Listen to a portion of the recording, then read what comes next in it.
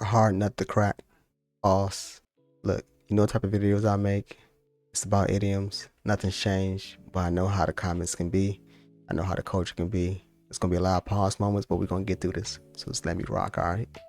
Let's continue. When applied figuratively, it describes two main challenges: a difficult problem, a complex puzzle, a stubborn technical issue, or a business dilemma, a personal goal that rejects a straightforward solution. A difficult person, an individual who's guarded, abrasive, stubborn, emotionally complex, making it hard to understand, let alone persuade. At its core, it speaks about resistance, complexity, and hidden value. Assuming what's inside the shell is worth it. And I'm sure you're hoping to get a solution, an agreement, a relationship, or some type of insight. The anatomy of a hard nut. Pause again. Look, I told y'all it's gonna be a lot of moments, but it's probably gonna be my last pause because I'm gonna get through this. Why are they so tough? Before we crack it, see what I did there? We must understand what makes a shell so hard. For problems, a multi-layered complexity. The issue doesn't have one side, it has many parts. Like a project with technical, financial, and HR problems. Lack of information or clarity. The path forward is obscured, you're dealing with the unknowns. Systematic roots. The problem is embedded in larger, dysfunctional systems and habits. These roots can make the simple seem so impossible. Emotional weight. The problem isn't just logical. It's changed with fear, anxiety, and past failures, which clouds our judgment. For people, defensive armor, the past hurts, insecurities, or mistrust has caused them to build a protective shell. Different values and communication styles. The language, literal or figuratively, is different from yours, leading to friction.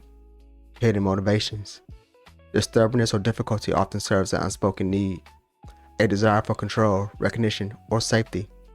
Fundamental disappointment. Their core beliefs or goals are in the direct opposite of yours. The key mindset shifts. Stop seeing the hard shell as an annoying obstacle to hammer. Start seeing it as a system to be understood. The shell is data, not just defiance. Alright, so here we are. Here are 3 steps to cracking that shell. But first, let me ask you a question. Would you use a sledgehammer to crack a walnut on a glass table? Don't even answer that.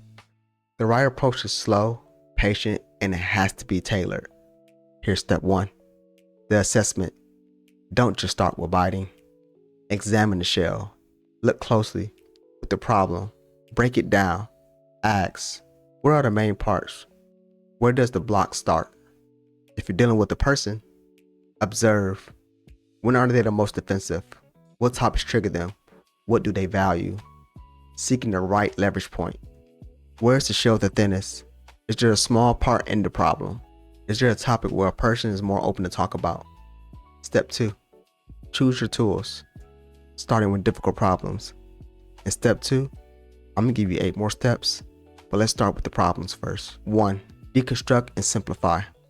Break the monolithic problem into smaller, manageable problems. 2. Reframe the question. Instead of, how do we fix this? Ask, what is this problem trying to teach us? Or, how can we work around the blockade? A new perspective can reveal a hidden seam. 3. Seek internal input. A fresh pair of eyes, a colleague, a mentor, an expert in another field. They might see a weakness that you may have missed. They bring a different nutcracker. 4. Prototype and experiment. Instead of betting everything on one perfect solution, run small, low-cost tests. Each experiment gives you data on what the shell is made of. Now, we move to difficult people. 1. Practice empathetic listening. Don't listen to rebuttal. Listen to understand. Ask open-ended questions. Paraphrase what they say. When people are heard, it begins to soften the shell. Don't be disingenuous. Don't sound like you really want to be concerned. Be concerned. Try to truly understand why. 2. Separate the person from the problem. Frame the issue as a shared challenge to be solved. Don't make it feel like it's you versus them. That's the battle. You both want the project to succeed. How can we figure out a way to address your concerns? 3. Find a common ground and align on goals. Establish a shared why. Even if you disagree on the methods, you might agree on the fundamental goal. For example, your company's success, family happiness, project completion.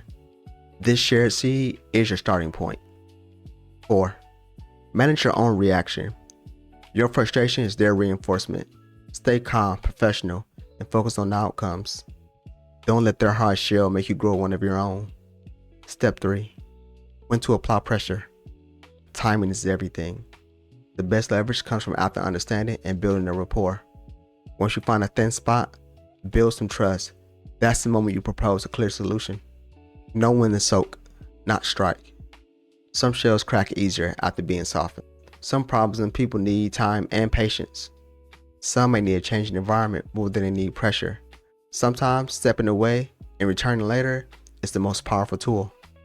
Alright, I'm pretty sure by this point you realize some shells are uncrackable. Not every shell breaks. That's a critical part of the wisdom. But we have to recognize fertility.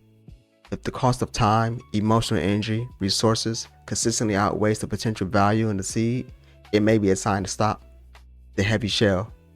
Some problems are immovable and you must design around. Some people are toxic and their ideology is harmful. In these cases, the smart strategy is to disengage. The lesson is in the attempt. Even an uncrackable shell teaches you about your own hardness. It also teaches you about your tools and your own patience. That knowledge itself is valuable. But let's wrap this thing up, shall we?